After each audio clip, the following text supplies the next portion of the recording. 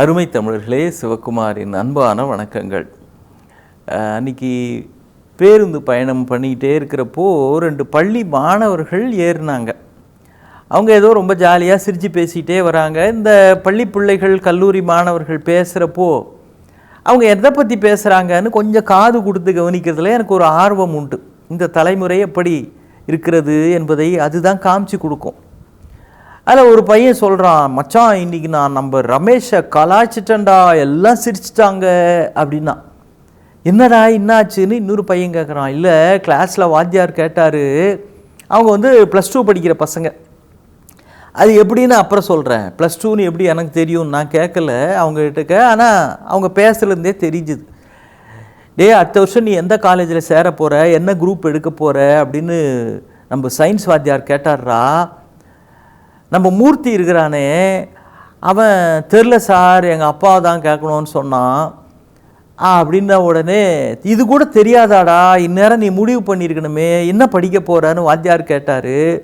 அப்போ நான் சொன்னேன், சார் அவன் இந்த வருஷமே என்ன படிக்கிறான்னு அவனுக்கு தெரியாது. அப்புறம் இல்லை சார், அடுத்த வருஷம்னு. எல்லாம் சிரிச்சிட்டாங்கடா, பாவம் அவனுக்கு ஷேமாக போச்சு, அப்படி நீ கலாய்ச்சிட்டேன் அப்படின்னு விழுந்து சிரிக்கிறான். அது பள்ளி பிள்ளைகளுக்கு இது ஒரு தமாஷ், இன்னொரு பிள்ளைய கேலி செய்கிறது, கிண்டல் பண்ணுறதுன்றது. ஆனால் பொதுவாக அடுத்தவர்களை தமாஷ் பண்ணுவது, கேலி செய்வதுன்றது நம்மை பொறுத்த வரைக்கும் ஒரு மகிழ்ச்சியான விஷயமா இருக்கலாம்.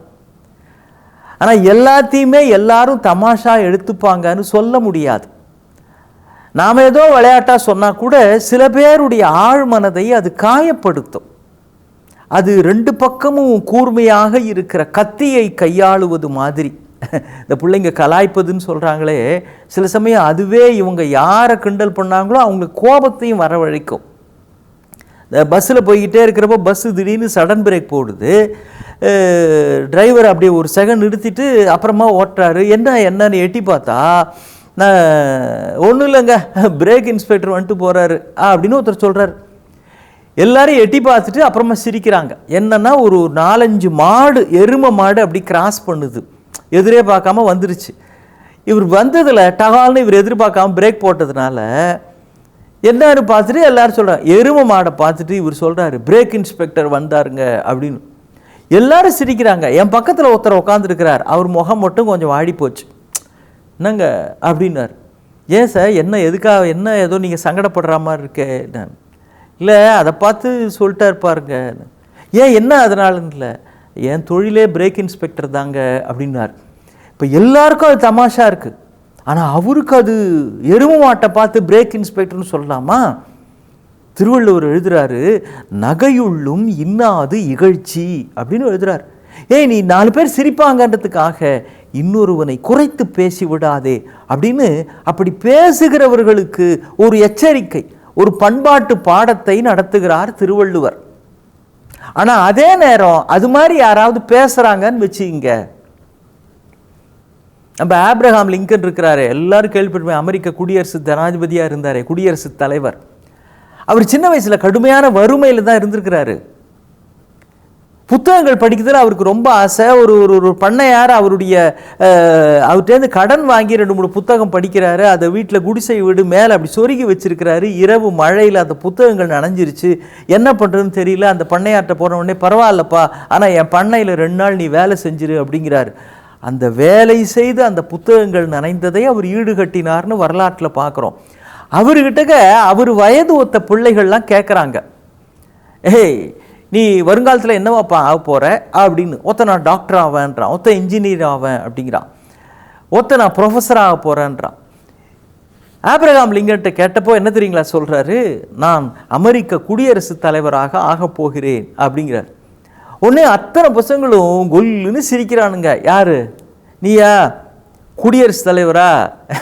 வேண்டிதான், முதல்ல காலுக்கு ஷூ ஒழுங்காக போடு, அந்த ஷூ வாங்குற அளவுக்கு சம்பாதிக்கிறதுக்கு வழியப்பார், இவர் குடியரசுத் தலைவராக ஆறாராமா அப்படின்னு பிள்ளைங்கள்லாம் ஒருத்தருக்கு கேலி செஞ்சாங்க. ஆனால் பெரியோர்களே, அப்படி கேலி செய்த அந்த பிள்ளைகள் எல்லாம் காணாமல் போய்விட்டார்கள். கேலி செய்யப்பட்ட அந்த பிள்ளைதான் நிஜமாகவே அமெரிக்க ஜனாதிபதியாக ஆனது. என்னை பார்த்து இப்படி சொல்லிட்டாங்களே, நான் அதுக்கு தகுதி இல்லையா, என்னால் ஆக முடியாதா அப்படின்னு யாரோ ஒருத்தர் சொன்ன அந்த வார்த்தையை மனசுக்குள்ளே வச்சுக்கிட்டு மற்றவர்களுடைய அபிப்பிராயங்கள் வேறு, உங்களுடைய உண்மையான நிலை என்பது வேறு. இந்த வேறுபாட்டை அவர் அழகாக புரிஞ்சுக்கிட்டார். யாரோ ஒருத்தர் ஏதோ ஒன்று சொல்லிட்டா அதுதானே நம்மளை பார்த்து ஒருத்தன் குரங்கு, பூனை, நாய், கழுதை ஏதோ சொல்லிட்டானா நம்ம உடனே கழுதையாக மாறுறோமா இல்லை குரங்காக மாறுறோமா? என்னை பற்றி எனக்கு தெரியும் அப்படின்னு அந்த மன உறுதிப்பாடு இருக்கிறவர்கள் தான் பெரிய பெரிய சாதனையை செய்கிறார்கள். நவோமி கேம்ப்வெல் அப்படின்னு நீங்கள் கேள்விப்பட்டிருக்கலாம், கேள்விப்படலைனாலும் இப்போ கேள்விப்பட்டுங்க. அந்த பெண் ஆப்பிரிக்க வம்சாவளியை சேர்ந்த அமெரிக்காவிலே இருக்கிற ஒரு பெண். இந்த நவோமி கேம்ப்வெல் அப்படி அழகு அப்படின்றதுக்கு ஒரு வரையறை வைத்த ஒரு நிறம் வச்சிருக்கிறாங்களே. நான் எப்படி சுற்றி வளைச்சி சொல்கிறேன் அப்படின்னா எனக்கு அது சம்மதம் இல்லை, இருந்தாலும் சிவப்பாக இருக்கிறது தான் அழகு அப்படின்னு ஒரு வரையறை இருக்குதுங்களா. அதை முதலில் உடைத்தெறிந்த உன்னதமான பெண்மணி அந்த நவோமி கேம்ப்வெல். அவங்க உலக அழகியாகவே தேர்ந்தெடுக்கப்பட்டார். அது மட்டும் இல்லை, பல மாடலிங் புத்தகங்கள்லாம் கவர் பேஜில் அவங்களுடைய ஃபோட்டோவை தான் போடுறாங்க, திரைப்படங்கள்லாம் கூட நடித்தாங்க.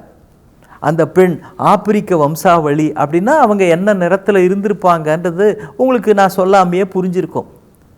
அந்த பெண்ணை அந்த நிலைக்கு வருகிற வரைக்கும் அந்த நிறத்தை காட்டியே தள்ளி வைத்த சமுதாயமும் அதுதான்.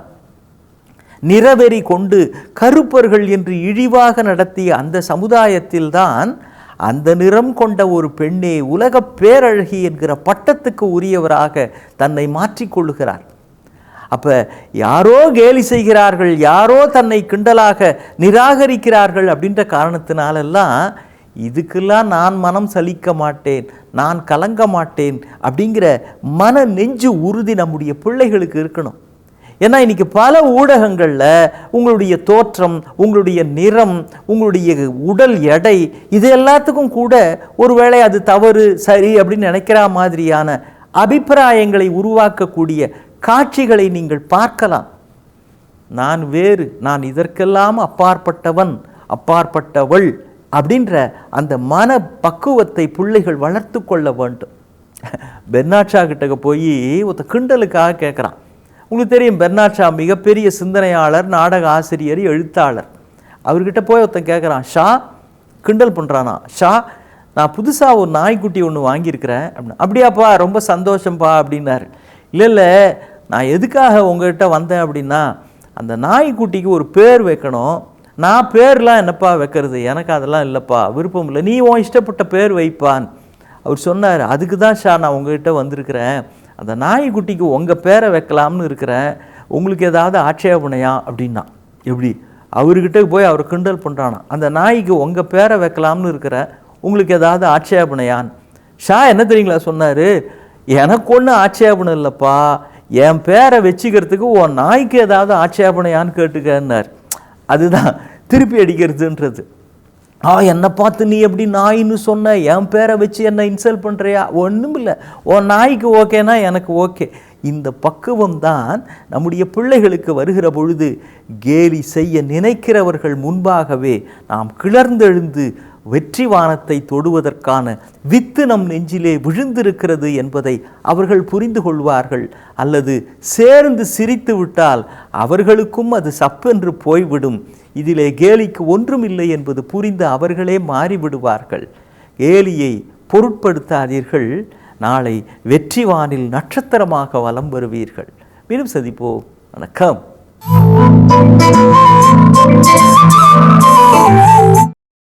இன்னும் பல வீடியோக்களை காண சன் லைஃப் சேனலை சப்ஸ்கிரைப் பண்ணுங்க.